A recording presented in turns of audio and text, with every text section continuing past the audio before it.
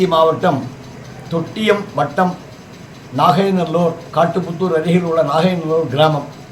இந்த கிராமத்தில் ஸ்ரீராமநவமி மகோத்சவம் காலங்காலமாக சிறப்பாக நடந்து கொண்டு வருகிறது. இந்த வருடம் 101வது ஆண்டாக நடைபெற்றது. 6ஆம் தேதி ஆரம்பித்த ஸ்ரீராமநவமி மகோத்சவம் இன்று வரை 20ஆம் தேதி வரை நடந்திருக்கின்றது.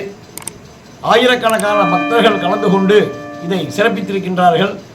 இந்த விழாவானது ஊர் க்ஷேமம் மற்றும் உலக க்ஷேமத்திற்காக எங்களால் நடத்தப்பட்டு வருகின்ற ஒரு உற்சவமாகும்.